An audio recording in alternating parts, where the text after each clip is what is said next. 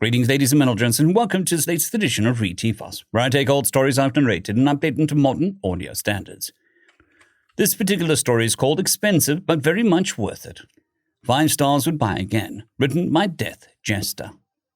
To Terran Au Pair Services, TAPS, care of Customer Service Department, from Grand Ambassador Ruktir Na, of the Urkan Union, subject, Product and Service Review.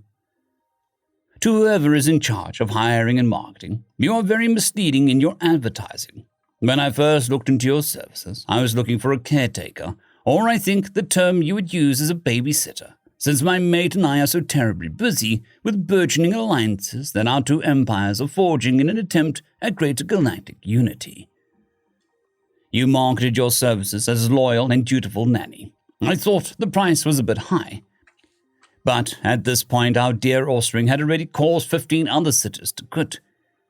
Usually after, we had to offer to pay for their hospital visits and damages. To be honest, I had hoped that your species' reputation for being tough physically would help. I also had heard your kind had a knack for being stubborn.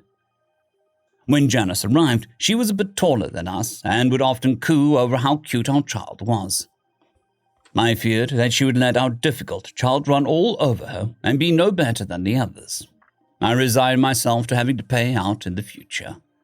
Little did I know that the stories of human stubbornness were quite understated. Initially, Janice bore many scrapes and minor injuries from our child being petulant and mean-spirited. Of course, we apologized profusely, fully expecting her to leave. However, Janice laughed it off and told me, "It's quite okay. My cat scratched me up worse. Besides, I'm here to do a job. I wouldn't be much of an au pair if a bratty kid scared me off." Her frankness and openness was quite refreshing to my mate and I, and we wished her luck. Over the next few months, a slow and gradual change occurred. Slowly, but surely, Janice eroded our child's will to damage her and act out.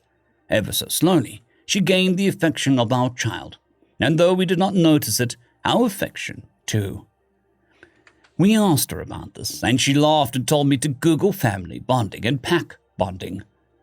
After many hours of combing through pages upon pages of research on the subjects, I realized what she was telling us.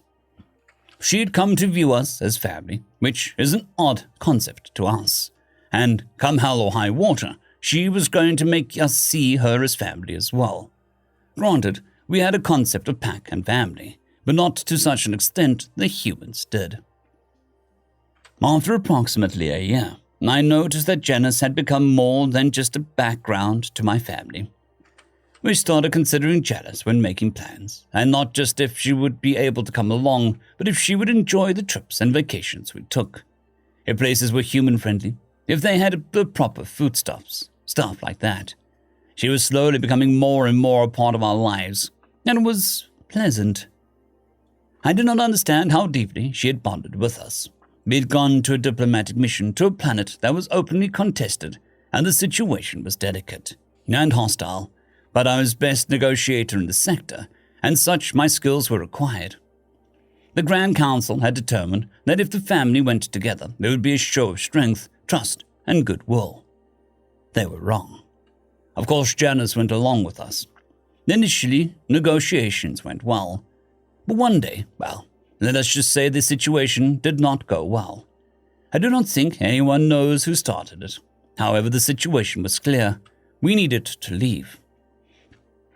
Through circumstances out of our control, the transport we were on to leave the planet was damaged and we crashed. My mate and I were rescued quickly, but Janice, our oldest offspring and our youngest, we had another during Janice's stay with us, were lost in hostile territory. My mate and I were saddened deeply, not just in the loss of our offspring, but in the loss of such a valuable member of what we had come to view as a family. We mourned Janice almost as much as we did our own flesh and blood. We grieved and returned home. A month later, we received a message from the fleet's forces still embroiled in the planet we left.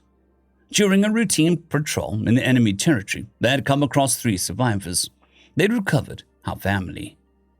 Janice will not talk about what happened, shrugging it off as taking care of her family.